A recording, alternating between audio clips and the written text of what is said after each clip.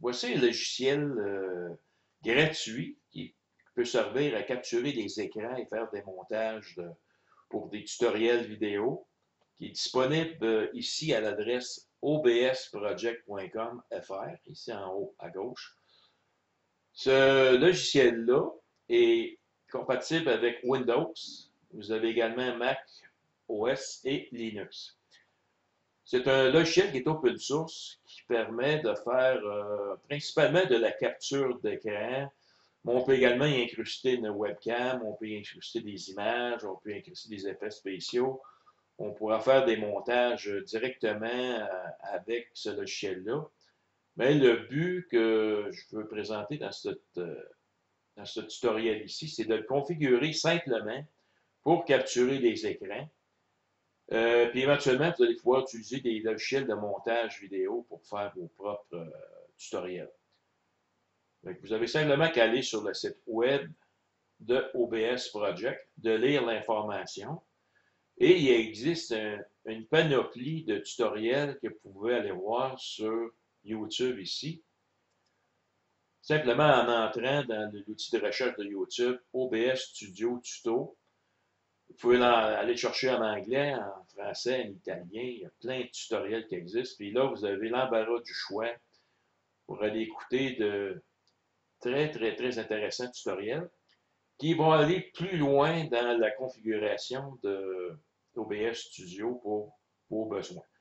Bien, pour le besoin de base qu'on veut utiliser, nous autres, on va le configurer très simplement pour que vous puissiez faire vos captures d'écran pour expliquer, exemple, au logiciel, dans le but d'éventuellement de faire des tutoriels vidéo disponibles à la communauté astronomique. Un autre logiciel gratuit que je vous recommande d'installer, qui s'appelle VLC, Videoland. Ce logiciel-là, c'est un viewer, c'est un player. En fait, c'est pour revoir les fichiers MP4, AVI, etc. C'est un logiciel qui est gratuit. Vous avez le télécharger. Vous l'installez sur votre disque dur. Vous pouvez configurer vos vidéos avec des extensions MP4 pour que quand on double-clique dessus, il s'ouvre automatiquement dans VLC. C'est encore là un logiciel gratuit. Et vous avez beaucoup d'informations sur YouTube, comment l'installer, comment l'utiliser, comment le configurer. C'est pas l'objectif du présent vidéo d'expliquer VLC, mais c'est simplement pour vous mentionner d'aller le chercher sur le site ici, vlcplayer.ca, et de l'installer sur votre ordinateur. Vous allez pouvoir l'utiliser éventuellement. Bon, maintenant, ici, il y a également un autre logiciel gratuit pour faire des montages vidéo qu'on appelle OpenShot, qui est un peu semblable à ce qui se fait dans les plateformes professionnelles, c'est-à-dire les vidéos professionnelles de montage vidéo. Bon, c'est sûr que c'est un logiciel qui est gratuit, libre de droit, open source. Ça a quand même quelques petits inconvénients. Des fois, on peut avoir la difficulté à lire la vidéo. Mais dans l'ensemble, il va très bien. Moi, je l'ai utilisé. C'est facile à utiliser. Ça fera l'objet d'un éventuel tutoriel. Mais c'est pour indiquer que vous pouvez vous procurer OpenShot ici à l'adresse qui est mentionnée en haut ici. Vous avez sur YouTube plusieurs tutoriels vidéo qui expliquent comment l'utiliser. Moi, je vais l'expliquer éventuellement pour l'utiliser à des fins simples pour qu'on puisse commencer à l'utiliser le plus rapidement possible. Bon, ceci dit, à quoi ressemble le logiciel OBS? C'est ceci. Ça ressemble à ceci. Fait qu'au départ, OBS, lorsqu'on l'a installé, on l'ouvre, il n'est pas configuré. C'est la première chose à faire, avant toute chose, on va aller se créer ici un profil. Fait qu'ici, on fait simplement cliquer sur Nouveau. Je vais l'appeler exemple capture d'écran. On ne met pas d'accent tant que possible. Et on clique OK. Bon, ça, c'est la première chose à faire, c'est de se créer un profil. Et également, qu'est-ce qu'on va faire? On va aller dans Collection de scènes ici. On va cliquer Nouveau. Puis je vais appeler ma scène capture d'écran aussi. Bon, fait que là, au départ, on a ici une scène qui va s'appeler capture d'écran et un profil qu'on va appeler capture d'écran aussi. Bon, la première chose, on va aller configurer notre logiciel pour nos besoins, c'est-à-dire qu'on va le configurer pour aller simplement capturer les écrans. Il y a plusieurs choses que le logiciel fait. Entre autres, ici, vous avez du streaming. On peut se brancher sur des sites comme YouTube, peut aller faire du streaming. Par exemple, on peut faire des explications à l'écran et tout ça. Ça, le logiciel OBS le fait. On peut également incruster ici une petite caméra webcam pour se voir, donner des explications. On peut capturer notre écran ici. On peut rajouter des images, des effets spéciaux. Il y a énormément de possibilités qu'on peut faire avec OBS. Bon, la première chose que vous allez cliquer ici, c'est Paramètres. On va cliquer cette fonction-là. Là, je vais mettre plein écran ici. On va commencer par mettre plein écran. Après ça, on va cliquer Paramètres. Fait que, Paramètres. Là, il est en français. On peut l'avoir ici. Si vous allez cliquer dans Paramètres Général, ici, Général, on a les langues ici qu'on peut utiliser. Bon, au départ, le logiciel il peut être en anglais ici, mais c'est toutes les langues que vous pouvez l'utiliser. Si vous voulez l'avoir en français, vous sélectionnez simplement français ici. C'était mon cas ici. Bon, le deuxième paramètre que vous pouvez ajuster selon vos goûts, c'est le thème ici. On voit ici le thème qui est dark, qui est le thème par défaut.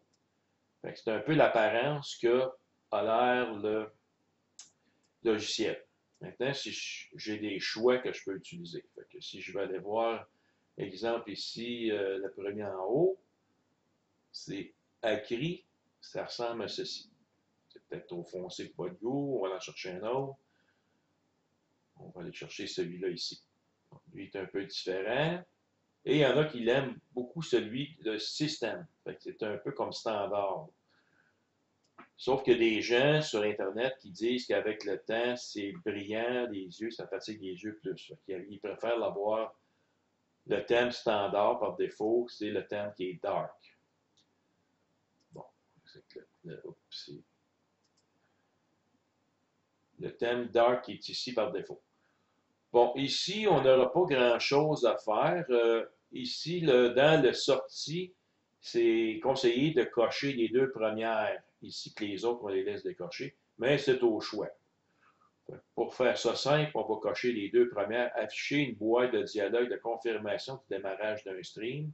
Pour ceux qui veulent faire du stream, afficher une boîte de dialogue de confirmation de l'arrêt du stream. Ça, c'est important peut-être de cocher ces deux cases-là si vous voulez faire du streaming avec YouTube. Bon, les prochains, ici, paramètres, dans général, on garde des valeurs par défaut. On n'a pas grand-chose à changer dans ça. Maintenant, ceux qui veulent faire du stream, on va ici dans Stream. Par défaut, c'est Twitch, mais si vous avez des flèches ici, vous avez plein d'endroits pour faire du stream. Un des plus populaires, c'est YouTube. Bon, normalement, sur YouTube, si vous allez faire du streaming, ça vous prend une clé. Ça, c'est. Vous pouvez cliquer sur le bouton pour récupérer la clé du stream et la mettre ici. Là, vous allez pouvoir faire du stream directement sur YouTube. Bon, ce n'est pas le cas présent du tutoriel. On va passer cette partie-là. Maintenant, sortie. Bon, ici, le streaming, encore là, les valeurs par défaut, ceux qui font du gaming peuvent changer ces valeurs-là. Il y a plein de tutos qui expliquent comment faire sur Internet. Ce qui nous intéresse, nous autres ici, c'est l'enregistrement. Où on va mettre nos fichiers d'enregistrement de OBS Studio. Moi, ici, j'ai créé un dossier dans vidéo sur mon disque dur et je l'ai appelé OBS. Puis si je clique ici sur OBS, il va se mettre dans le folder, puis je dis Select Folder. Fait que si vous voyez ici le chemin, toutes les vidéos que je vais créer avec OBS vont aller dans le répertoire qui est ici. Maintenant, ici, la qualité d'enregistrement, ici, c'est marqué identique au stream. Ça, il faut le changer. Il faut le mettre ici sur qualité, haute qualité, ici. Pourquoi qu'on le change ici? C'est parce qu'on a un petit bouton ici qui va apparaître OBS. On va configurer tantôt des raccourcis clavier pour pouvoir débuter l'enregistrement ou le mettre en pause ou le reprendre l'enregistrement et l'arrêter complètement. Et il va apparaître ici des petits icônes comme l'enregistrement, il va y avoir un point rouge qui va apparaître. Si on le met sur pause, il y a deux petites barres verticales. C'est les barres standards pour ceux qui font du montage de la capture vidéo. Mais ça n'apparaîtra pas, ça, si on est sur la valeur par défaut ici. Si on est sur streaming. D'ailleurs, si on le laisse ici, c'est marqué ici. Attention, l'enregistrement ne peut pas être mis en pause si la qualité d'enregistrement est configurée sur identique au stream. Pour pouvoir utiliser les boutons de pause, on le met simplement sur la meilleure qualité. Donc, on va chercher ici qualité, haute qualité, taille de fichier moyenne. Bon, le format d'enregistrement, MKV ici. On pourrait le faire avec le MP4 directement ou les autres formats. Pourquoi que par défaut, on met MKV? C'est simplement, c'est que si on a un plantage de notre logiciel, ben, on perd tout. Complètement, on perd tout. Si on a sélectionné les autres formats que MKV. Fait que, qu'est-ce qu'on conseille? C'est garder MKV, puis on fait notre montage. Fait que si on a un crashing de notre logiciel, tout ce qu'on a fait, il va être conservé avec le format MKV. Et lorsqu'on a fini notre montage, si on veut le mettre en MP4, bon, on peut facilement le faire, je vais juste arrêter ici, le faire ici dans Fichier, dans Convertir en enregistrement ici. Vous mettez votre fichier MKV ici, et ça va devenir un fichier MP4 lorsque vous allez faire la conversion. On verra plus tard. Je reviens à paramètres, dans sortie. Fait que laissez-les sur MKV, tout simplement. Bon, audio. Dans la partie audio, en général, en haut, on ne touche pas à ça. On laisse les valeurs qui sont là. Mais ce qui est important ici, c'est d'activer les paramètres de microphone et l'audio de votre ordinateur. Vous avez plusieurs possibilités. Là. Vous avez audio du bureau ici. Donc, dans mon cas, je vais aller le sélectionner. Speaker. Ensuite, il y a d'autres possibilités. Si vous avez d'autres systèmes pour votre son, bien, vous pouvez aller les activer dans Audio du bureau. Ici, c'est l'audio du microphone. Moi, je me sers présentement de ma webcam, qui est une Logitech Pro 9000. Fait que je sélectionne dans mon microphone Pro 9000. Mais j'aurai encore trois possibilités de trois microphones. Par exemple, vous avez un casque d'écoute. Vous pouvez en activer un autre avec le casque d'écoute, avec un microphone. Et si vous n'avez rien qu'un, vous cliquez ici dans le microphone. C'est dans la section périphérique que vous configurez au départ votre sortie audio de votre ordinateur et le microphone. Bon, ici, le restant, on n'y touche pas, on n'a pas besoin. Dans la partie vidéo, c'est important ici dans la partie vidéo, la résolution de base ici, c'est 1920 par 1980. La résolution de sortie par défaut, c'est 1280 par 720. Ce qu'on veut, nous autres, c'est d'avoir la même résolution d'écran. Je vais aller chercher 1920 par 1080 ici. La même résolution de votre écran, qui est la résolution standard HD en format 16:9. C'est important, résolution de sortie, que ce soit la même que la résolution de base. Ça, c'est important. Bon, ici, les raccourcis clavier. Ça, c'était bien important ici. On va mettre des raccourcis clavier. On n'a pas beaucoup à mettre. Dans le démarrer dans l'enregistrement, moi, je vais mettre la touche F9. Dans arrêter l'enregistrement, je vais également mettre la touche F9. Puis pour mettre en pause l'enregistrement, je vais mettre la touche F10. Je clique sur F10 sur mon clavier. Et pour reprendre l'enregistrement, je mets la cloche F10 aussi. Bon, le restant, vous pourriez également mettre des touches clavier pour des scènes et d'autres paramètres qui pourraient s'ajouter éventuellement à mesure que vous allez monter votre écran ici pour faire de la capture d'écran. Pour l'instant, ce qu'on a besoin de faire, c'est juste ça ici. Pas plus que ça. Et avancer, ben, pas grand-chose à changer dans ça. On prend les valeurs par défaut. Maintenant, on clique Appliquer et OK. Bon, là, on vérifie notre son. Fait que le microphone fonctionne. Quand je parle, on voit que la petite barre à bouge ici. Fait qu'on peut faire on peut pas faire de test présentement parce qu'on n'a pas fini notre configuration de notre logiciel. Fait que la première chose à faire, c'est de commencer ici une scène. Par défaut, il y a toujours une scène qui apparaît ici. Ça, il faut toujours commencer par une scène quelque part. Si on veut en rajouter, on clique sur le petit plus ici. Là, on peut identifier la scène. Par exemple, ici, je pourrais mettre capture d'écran.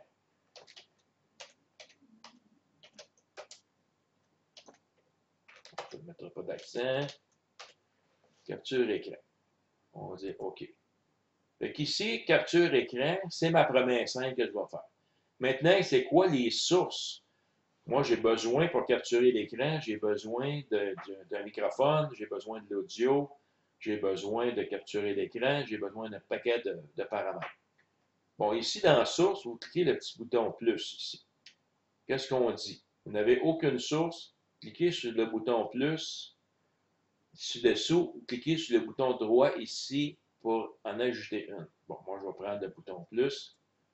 Et ça, c'est tout ce qu'on peut ajouter pour faire notre capture d'écran.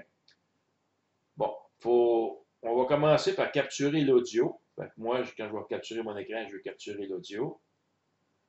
Là, ici, il demande créer une nouvelle source. On va cliquer sur oui. Simplement. Oui. On clique OK. On va le tester plus tard. Ensuite, ici, capturer l'audio. Je vais capturer l'audio. Bon, on prend les valeurs par défaut qu'on a configurées dans les paramètres ici. On le voit ici que ça bouge. Et quand je parle, ça parle ici. On voit la barre qui apparaît ici. Hein? La prochaine chose que j'ai besoin, capture d'écran. Bon, moi, je veux capturer des écrans. Je vais mettre ça ici. Mais il y a également la possibilité de capturer des jeux, des captures de fenêtres, des diaporamas. On pourrait se faire des diaporamètres en arrière-plan, capturer des images, des navigateurs. Il y a pas de sources ici. On va chercher capture d'écran, c'est ce qui nous intéresse. Là, vous allez voir ici, ça paraît un peu spécial. Voici à quoi ça ressemble lorsque vous avez configuré votre fenêtre. C'est peut-être possible que vous n'ayez pas le même écran. Si c'est le cas, vérifiez à nouveau les paramètres. Donc ici, je fais un survol d'écran pour vous montrer les paramètres que moi, je suis ajusté pour mon équipement. Ici, j'ai configuré la section de streaming pour ma chaîne YouTube, si je veux faire du streaming en ligne. La sortie, c'est ce que j'ai comme configuration. Fait que j'ai choisi le mode de sortie simple en haut parce qu'on peut changer aussi avec avancé. Mais simple, ça fonctionne très bien. Fait que, j'ai configuré ici le chemin de ce qui sont mes vidéos. C'est important, marquer ici qualité, enregistrement, haute qualité pour pouvoir utiliser le bouton de pause dans les enregistrements. Audio, on configure ici notre carte de son et notre microphone qu'on utilise. Vidéo, c'est ici. Là. Fait que moi, là, ici, dans la configuration de la résolution, moi, j'ai mis la résolution de mon écran, c'est de 120 par 1080. Et les raccourcis clavier. Puis ça a avancé, mais je n'ai rien changé dans ça. Là. Tout est comme c'était. Et si vous avez un écran, exemple, qui afficherait comme ça ici, ça peut peut-être afficher bizarrement, là. Bien, vous avez un encadré. Faites juste tasser votre écran ici. Là, il y a un encadré ici qui apparaît. Fait que vous pouvez baisser l'encadré pour la mettre dans le cadre noir ici en arrière-plan, ici. Simplement, on va agrandir les coins juste pour la faire fitter exactement dans notre carré noir. Et là, ici, on a notre écran. Là, ça paraît un peu bizarre parce que je capture l'écran de capture. Ça fait comme un effet à l'infini, l'écran qui va à l'infini. Ça, c'est normal. Maintenant, on voit en avant, ici, quand je parle, la ligne verte qui bouge. Il ne faut pas que ça aille trop loin. Il ne faut pas que ça aille dans le rouge ici. Au même titre que l'audio du bureau, l'audio de sortie, tout ça. Fait que ça, il y a possibilité de déplacer ici le curseur pour éviter que ça aille dans le rouge. Donc, si je baisse le curseur, la sensibilité est beaucoup moins. On voit là, que ça bouge quasiment pas. Là. 1, 2, 3, 1, 2, 3. Puis là, on s'arrange pour jouer ici avec le petit bouton pour éviter que ça aille dans le rouge. Puis également, on peut désactiver temporairement une piste. Comme ici, je peux couper l'audio en cliquant sur le bouton ici de haut-parleur. Fait qu'ici, il n'y a plus rien qui bouge. Fait que ça, on peut faire ça ici aussi, partout. Fait que notre fenêtre, présentement, notre logiciel est configuré. Ici, on a un mode studio. Fait que si vous vous retrouvez avec un écran comme ça, là, vous vous demandez qu'est-ce que j'ai fait pour avoir un écran comme ça. Bien, vous avez la possibilité, vous êtes en mode studio aussi. Recliquez sur le mode studio pour avoir l'écran normal. Il y a également ici, possibilité, dans l'affichage, il y a possibilité de réinitialiser, le dock ici, réinitialiser l'interface ici. Vous pouvez cliquer sur ça. Si je clique sur ça, ça replace un peu les choses à l'écran. Ça, vous pouvez déplacer ça aussi, les fenêtres. Vous les mettre où vous voulez, c'est les fenêtres flottantes. On les ramène ici. Mais supposons que vous avez défait votre bureau, là, je ne me reconnais plus, qu'est-ce que j'ai fait? Mais allez dans l'affichage ici, doc, réinitialiser, et tout va se replacer comme il faut. C'est un petit logiciel gratuit, mais vraiment bien fait. Puis ça, c'est juste une base que je vous explique là.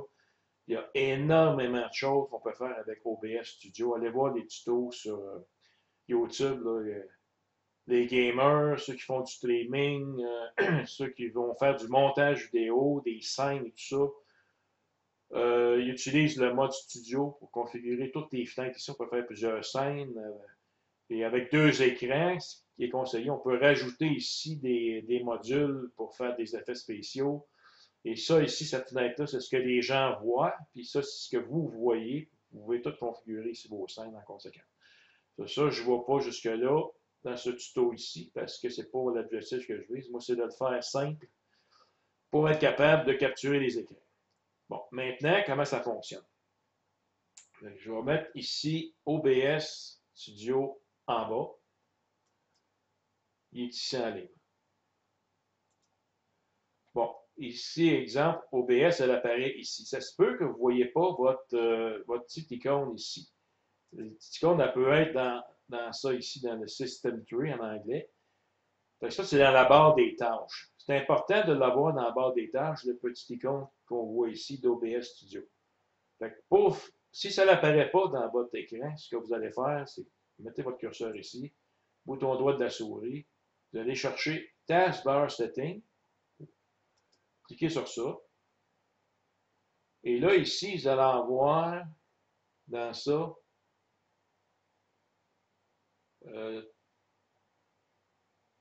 sélectionner lequel icône pour apparaître dans la barre des tâches. Ça, c'est en anglais. Mon Windows, c'est en anglais. Vous cliquez sur ça. Là, vous allez avoir une série de logiciels ici qui apparaît. Puis OBS Studio, vous avez un petit bouton ici.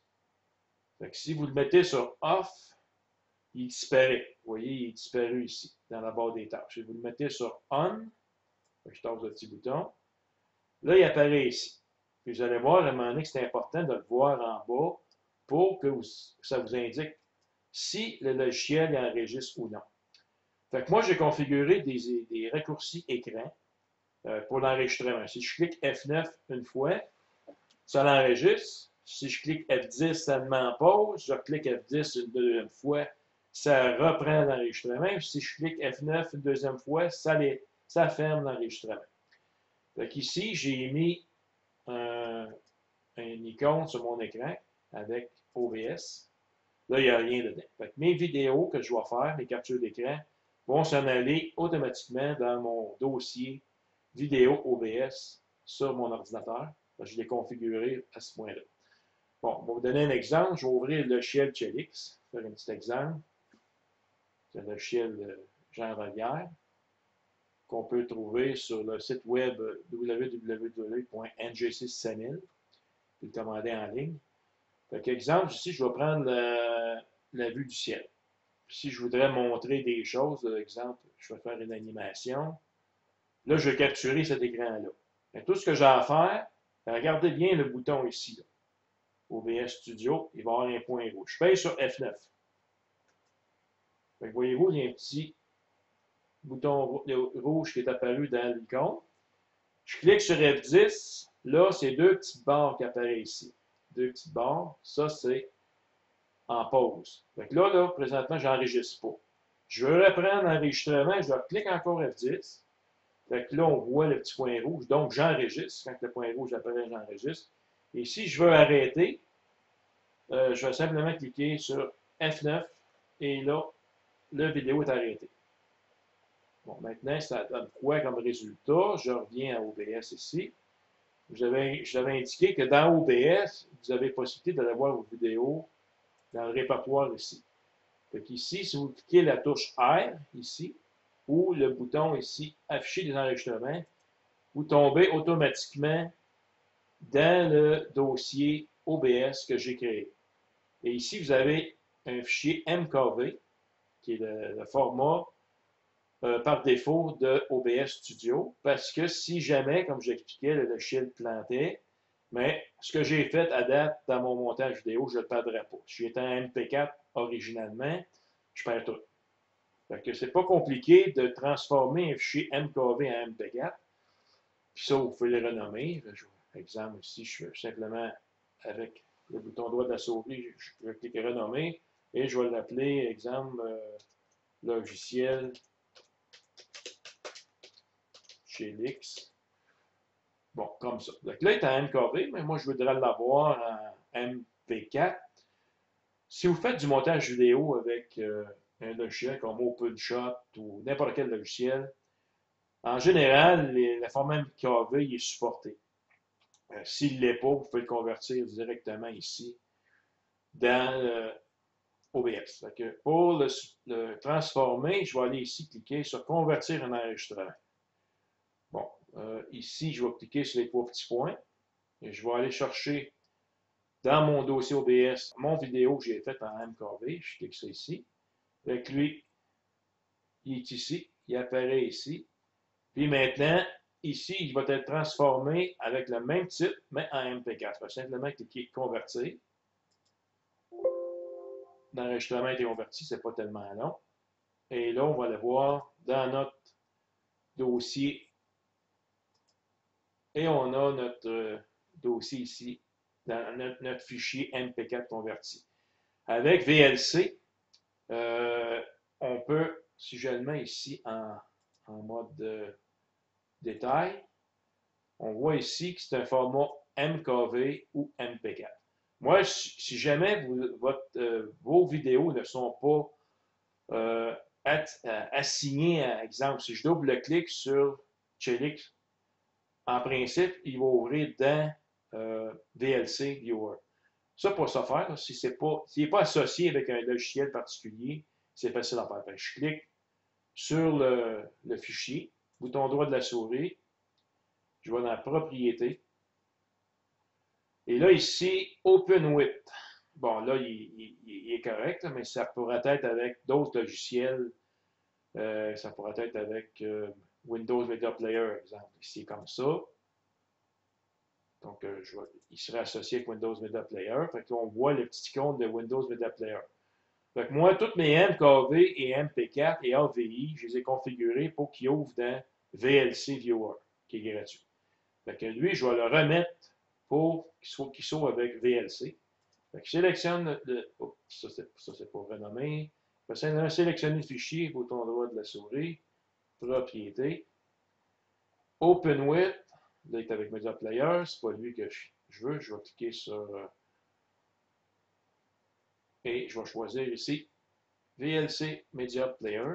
Clique ça, clique OK. Je clique en Apply et OK. Fait que maintenant, si je double-clique sur le titre avec MKV, le titre de mon vidéo, automatiquement, lui, il ouvre ici le logiciel. J'ai un double retour de son parce que j'enregistre en même temps dans mon microphone. C'est pour vous montrer qu'on peut associer n'importe quel fichier vidéo avec VLC. C'est la même chose ici que le MP4. Si je clique ici, bon, ici, je vais simplement désactiver le son. Et là, pour avoir plein écran VLC, je fais simplement double-cliquer dessus. L'avantage de VLC, c'est qu'il est extrêmement facile. Fait que je peux me déplacer ici. Mettons, je le clique ici. Je peux déplacer à l'endroit que je veux à mi-temps pour regarder, exemple, un tuto vidéo. Je peux simplement me mettre le curseur dessus puis y aller avec la souris. Je peux rouler avec la roulette de la souris. Et on peut ralentir des scènes aussi. Fait que VLC est très puissant. Je pourrais faire un petit tuto pour expliquer un peu les avantages. Mais dans le fond, c'est simple d'utilisation. C'est comme des boutons vidéo ordinaires. Ici, on peut aller au bout. Si vous mettez votre curseur dessus, on vous dit le prochain média de la playlist. Puis, on vient en arrière ici.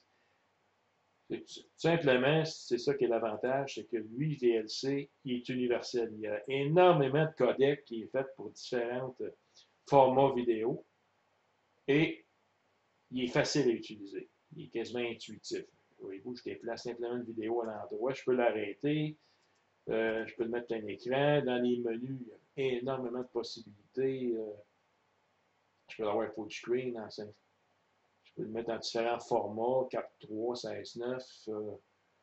16.9. L'audio aussi, j'ai plein d'ajustements que je peux faire. La vitesse aussi, si je vais dans la vidéo. Il y a un endroit, mon playback ici. Vitesse ici. Bon, je peux l'avoir plus vite, moins vite, très très lent, très rapide. Mais dans le fond, là, c'est juste à vous déplacer avec le curseur ici dans VLC. Puis si vous voulez avoir plein écran, double-cliquez dans l'écran, vous l'avez plein écran. Vous avez le son, vous pouvez configurer ici. Fait que si je ne veux pas l'avoir, le son, je clique sur le petit icône ici. Si je veux augmenter le volume, je peux l'augmenter ici, etc.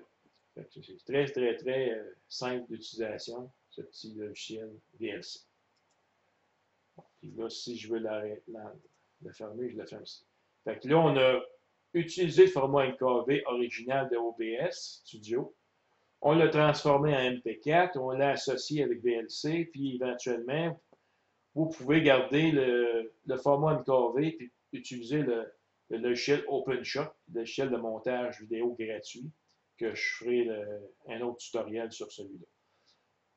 Ça résume un peu comment utiliser OBS Studio. Fait que, comme je vous ai dit, avec les raccourcis clavier, je fais simplement F9 pour le partir, F10 pour mettre en pause. Si je veux le reprendre l'enregistrement, je fais F10 à nouveau. Puis si je veux arrêter complètement l'enregistrement, mais je pèse une deuxième fois sur F9. Et c'est l'écran que vous allez avoir. Vous pouvez également ajouter d'autres sources. Là, ça ici, c'est configuré de la manière la plus basique possible. Ça veut dire capturer seulement votre écran avec cette configuration-là, simplement. Maintenant, il y en a qui ajoutent des petites caméras vidéo. Là, on peut voir la vidéo de quand il parle et tout ça. Bon, ça, on peut le faire aussi avec OBS. On peut l'ajouter ici dans le plus. Vérifier les captures vidéo. Ça, c'est pour les webcams. Cliquez sur ça. Cliquez OK. Là, vous pouvez voir l'écran de narrateur, à quoi ça va ressembler. Donc, ici, vous mettez votre vidéo, les captures. C'est important l'ordre ici. Là. dans la source. Ici, les captures vidéo, si vous la mettez, exemple, je la sélectionne, vous la mettez en bas, mais là, vous ne la voyez plus, parce que c'est l'écran qui cache tout. Si vous voulez voir la capture capture vidéo, il faut que vous la mettiez en premier plan. C'est un peu comme les couches de Photoshop. Ici, vous pouvez déplacer la fenêtre. C'est paramétrable. Vous pouvez prendre des coins ici pour les mettre plus petits ou les mettre dans un coin. Faites attention de ne pas dépasser le cadre ici de votre écran en bleu. Là. Si vous la mettez ici, vous ne la voyez plus. Vous la mettre dans le cadre, puis là, vous la mettez à un endroit ce que ça ne nuira pas à votre tuto. Moi, je conseille personnellement, c'est un choix personnel, que vous capturez seulement avec l'écran, pas de son. Des fois, il y a les sons en arrière-plan qui sont un petit peu trop forts ou les gens n'aiment pas le style de musique. Ça vient un peu nuire à votre tuto vidéo. Simplement, faites ça à bonne franquette, comme on dit. Capturez votre écran, donnez des explications, prenez le temps de bien décrire les choses. Moi, c'est ce que j'apprécie dans un tuto vidéo. Vous n'avez pas nécessairement besoin de faire un montage compliqué avec des vidéos, des photos, des titres, tout ça. Là, vous pouvez faire ça simple. Si vous ne voulez pas que la vidéo soit activée, vous cliquez sur le petit œil ici. La vidéo ne sera pas visible à l'écran. Vous pouvez également remplacer la vidéo par, exemple, je vais mettre une photo. Je vais ajouter ici photo, image, ici. Là, évidemment, vous allez chercher l'image dans un dossier particulier. Je vais en chercher une au hasard. J'en ai un ici. Bon, ça, c'est moi quand j'avais 40 ans. C'est plus mon cas. Je vais dire ça des 4. Et encore là, vous pouvez bouger les coins, les mettre ce que vous voulez. Pas dépasser, parce que vous ne la voyez pas. Et tout ça. Vous pouvez le remplacer ici. La vidéo. Et si vous voulez avoir la vidéo, mais vous le mettez ailleurs. Ça, c'est un peu des ajouts que vous pouvez faire. Puis encore là, si vous ne voulez pas voir l'image, on clique simplement le petit œil. On va enlever la vidéo ici. La capture. Bon, voilà. Fait il y a plein d'autres possibilités. Vous pouvez ajouter du texte ici, des scènes, plein de choses, des navigateurs pour voir des pages web et tout ça. C'est incroyable que ce qu'on peut faire avec OBS. On fait du montage vidéo professionnel et il est gratuit. Fait que moi, je l'utilise simplement à des fins capture d'écran, puis je fais le montage vidéo avec un autre logiciel. Petit conseil pour ceux qui voudront faire des tutoriels vidéo. Idéalement, c'est les faire les plus courts possible. Peut-être y aller graduellement. Exemple, si vous voulez expliquer un logiciel complexe comme Maxime DL, ben, au départ, imaginez-vous que vous avez quelqu'un que vous voulez initier à ce logiciel-là, qui ne connaît absolument rien du logiciel. Au départ, on commence avec où aller se procurer le logiciel. On explique un peu ce que fait le logiciel. Il peut y avoir une autre petite vidéo qui explique les menus du logiciel, les différents menus. Une autre petite vidéo qui pourrait être bon, les principales fonctions qu'on utilise le plus souvent possible. Un autre petite vidéo, ça pourrait être un exemple de pré-traitement. Un autre qui pourrait être capture avec l'utilisation de caméra, CCD, tout ça. Comme des petits modules qu'on pourrait imbriquer les uns à la suite des autres. Ça, idéalement, c'est pour regrouper tous ces modules-là. Idéalement, ça doit le faire dans une page web, puis on peut même intégrer dans une page web le code fourni par YouTube. Par exemple, ici, si vous allez voir ma chaîne vidéo sur YouTube, vous prenez une vidéo quelconque, je prends celle-là ici, vous avez ici dans Partager, vous avez ici, vous avez l'adresse YouTube qu'on peut mettre comme lien du vidéo. On peut également aller chercher cette petite partie-là ici, qui est le code qu'on peut intégrer dans une page web. Je pourrais faire éventuellement un petit tutoriel sur comment exécuter, aller chercher cette information-là et le mettre dans une page web. Et l'avantage, c'est que, exemple, si vous allez sur mon site web, On va le faire bien simplement. Astronomie. Et que je clique ici, entrée. Et je vais chercher une de mes pages web.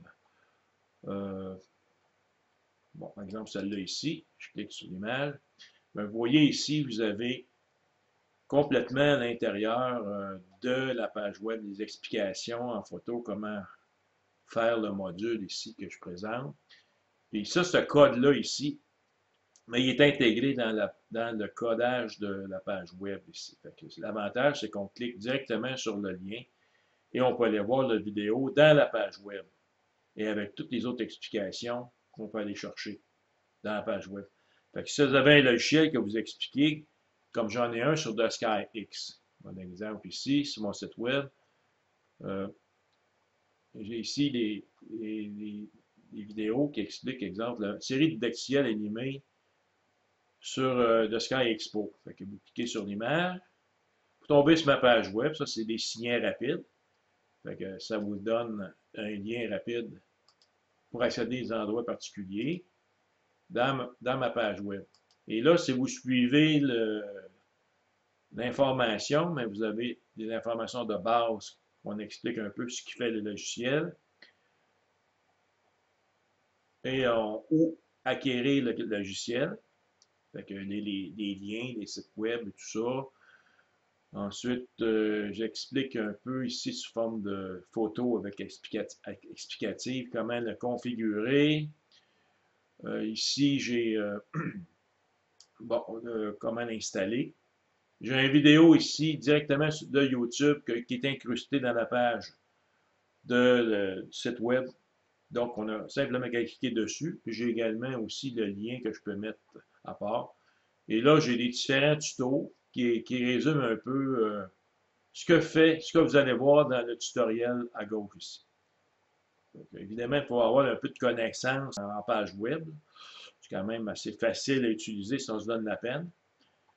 Mais l'avantage, c'est que sur YouTube, tu peux mettre plein de vidéos, de tutos, mais tu peux facilement te perdre dans ça, parce qu'il y en a des sortes de tous les types. Fait qu'en faisant une page web explicative, puis des liens directs à votre chaîne de vidéo, mais moi je trouve que c'est plus facile à se comprendre. Évidemment, dans un tutoriel, mais il faut faire des efforts aussi pour comprendre ce qu'on fait. Fait que c'est ça. Fait que le but de ça, c'est d'essayer de partager nos connaissances avec la communauté astronomique. Puis je remercie les gens qui font des efforts sur YouTube parce que moi-même, j'ai appris énormément de choses en allant voir des tutos. J'ai appris la mécanique, j'ai appris l'électronique, l'électricité, Arduino, plein de trucs en astrophoto. Et c'est un peu pour ça que je le fais aussi pour la communauté astronomique. C'est partager mes connaissances que j'ai acquis grâce à des gens qui ont su faire profiter à d'autres leurs précieuses connaissances. Fait que voilà, ça résume un peu ce qu'on peut faire avec l'avantage de faire des tutos et OBS.